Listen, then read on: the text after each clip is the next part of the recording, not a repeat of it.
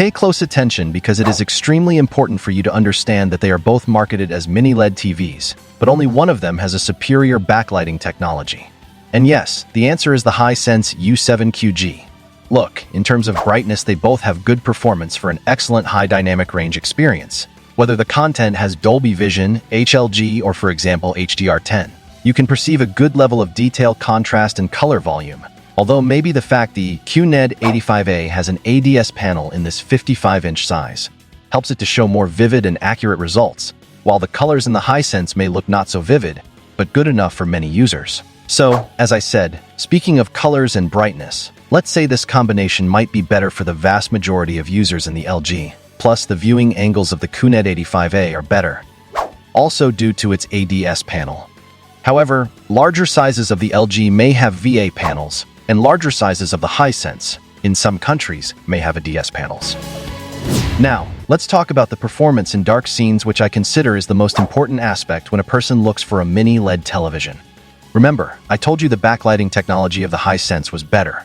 Well, it is better because it uses full array with local dimming with a good number of dimming zones. The dimming zones vary according to each size. On the other hand, the LG has edge LED backlighting technology, which is disappointing. And even so, it is marketed as a mini LED television because legally LG is able to do it.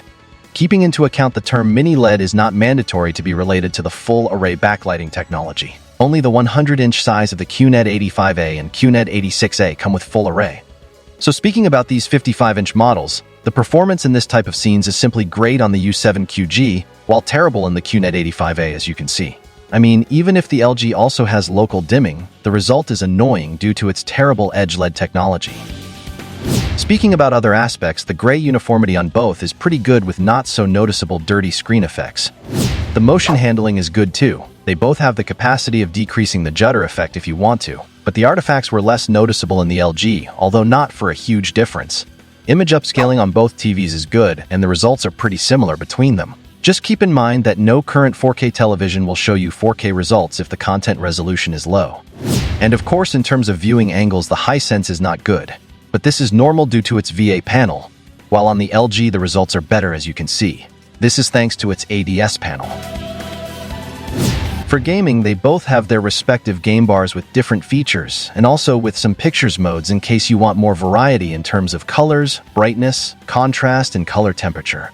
The Hisense supports 120Hz and 144Hz in 4K in two of its HDMI 2.1 ports, while the LG only supports up to 120Hz in 4K, although this is possible in its 4 HDMI 2.1 ports. For current video games console gaming, I consider the 120Hz and 4K more than enough. But for hardcore PC gaming, maybe the U7QG might be more recommended. The performance on both models in terms of motion is great. I personally did not notice any ghosting effect in either of them.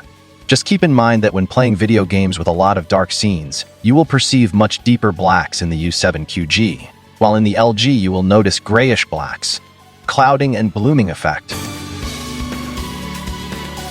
Talking about their speaker systems, while the LG has an option for creating a customized sound mode, the overall sound power in theory and in practice is much better in the U7QG in each of its sound modes.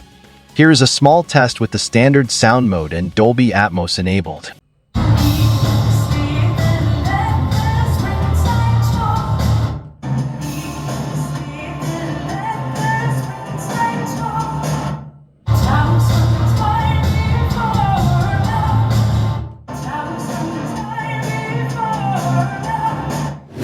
These are their remotes.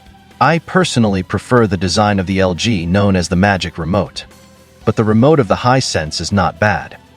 The operating system of the U7QG is Android Television with the Google Television layout, while the operating system of the LG is WebOS, which is not based on Android, hence you cannot install APK files.